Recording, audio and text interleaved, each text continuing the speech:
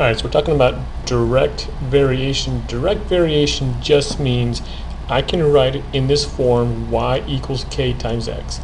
It is exactly like slope-intercept form, where this k is the m. For some reason they want to confuse you guys, and instead of using m for the slope, now we're going to use k. And notice there is no y-intercept. The y-intercept is always going to be equal to 0. So again, this y equals k times x. It's just like slope-intercept form, except they use k for the slope, so the k just means the rate of change, and the b, the y-intercept, is just 0. So on this one, they're telling me y varies directly as x, which means I can write it like that.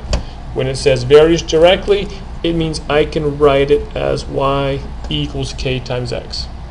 Then they say this: if x equals 5, then when y is equal to 12. So they're saying if x equals 5, when y is equal to 12. So they're telling me what to plug in here for y, and they're telling me what to put in for x. And because they're giving me both the y and the x, I can then use those two to figure out what the k is.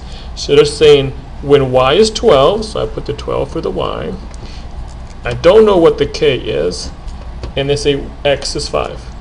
So I just plug in what they tell me to plug in. They're telling me if x is 5, when y is 12. So y is 12, x is 5. But now I can solve this little equation for k. So divide this side by by 5, divide that by 5, and I just get that 12 divided by 5 is equal to k. So that is basically my slope. We've done nothing more than figure out what the slope is. So I now know that k equals 12 over 5. Now it wants to know, find x when y is equal to 30. Okay, I still know I can write it like this: y equals k times x. But I know what the k is now. We just figured it out. I know what the k is. I got the k from the first part of the problem. So now I know I can write it as y equals 12 over 5 times x, because I know that this k is 12 over 5. And it says find x when y is 30. So I can put in the 30 for the y. So 30 equals 12 over 5 times x. And now I just got to solve for x. I got a fraction on the bottom. I got a fraction. I'm going to multiply both sides by 5 to get rid of that fraction. 5 times 30 is 150. When I multiply 5 times this 12 over 5, all that happens is this 5 cancels with that 5, and I just get 12x over there. I now need to divide both sides by 12. And when I do that, I get x equals 12.5. So most of these questions, like you do in two different parts, they give you two different pieces. I first focus on this piece to figure out what is the rate of change. So if x is 5, when y is 12, what is the slope? What is the rate of change? And I used the y equals kx to get it. It told me that y was 12, x is 5. I plug it in here, that just gives me the k. And then once I know what the k is, I can use the second part of the equation and figure out when y is 30, then x must be 12.5. It works the exact same way with the word problem. This one says, Heather's weekly pay is directly proportional, so that means the same thing as varies directly. So that's telling me right there, those words direct, that means I can write y equals k times x. I already know that that's true.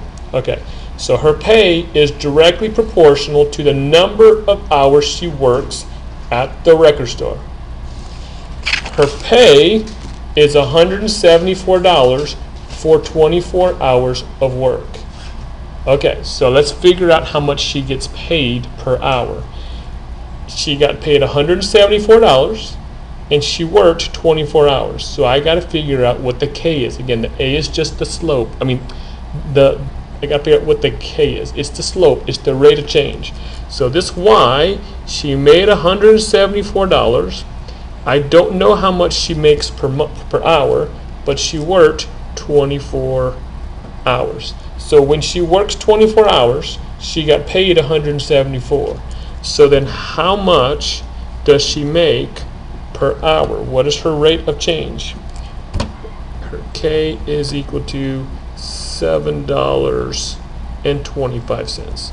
So I know what the slope is now. K is equal to 7.25. She makes $7.25 an hour.